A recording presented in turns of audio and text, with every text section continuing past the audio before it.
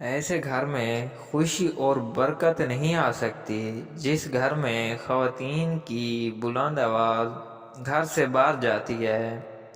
جب تم سیب کو کھانے لگو تو پہلے سیب کو سونگھ لو، پھر کھا لو۔ ایسا کرنے سے تمہارے جسم میں ہر بیماری نکل جائے گی۔ ہر وہ عورت جو اپنے ارد گرد لڑکوں کا ہجوم دیکھنا پسند کرتی اور فخر کرتی ہے، وہ جان لے کہ مکھیوں کی کثرت گندگی کی دلیل ہے۔ جانور جتنا بھوکا ہوگا اتنا ہی بے قابو ہوگا، اسی طرح انسان کا پیٹ جتنا بھرے گا یہ اتنا ہی آپ سے باہر ہوگا۔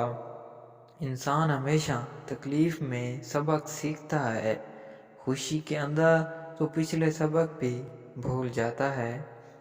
زندگی کے اندر زیادہ رشتوں کا ہونا ضروری نہیں ہے، لیکن جو رشتے ہیں ان میں زندگی ہونا بہت ضروری ہے۔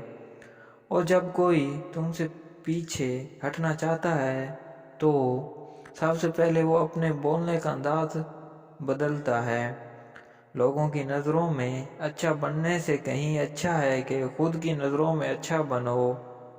جو لوگ کسی دوسرے کا برا نہیں چاہتے ان کے ساتھ بھی کوئی برا نہیں کر سکتا، یہ میرے اللہ پاک کا وعدہ ہے۔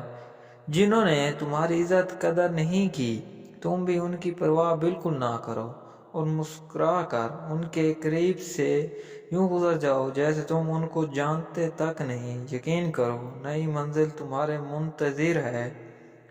زندگی تو انسان کے بس میں نہیں مگر دوسروں کو خوشیاں دینا تو ممکن ہے۔ دو باتوں کا زندگی میں کہنا بہت مشکل کام ہے، کسی اجنبی شخص کو پہلی مرتبہ مخاطب کرنا اور جس سے انسان کو واقعی محبت ہو اس کو خدا حافظ کہنا۔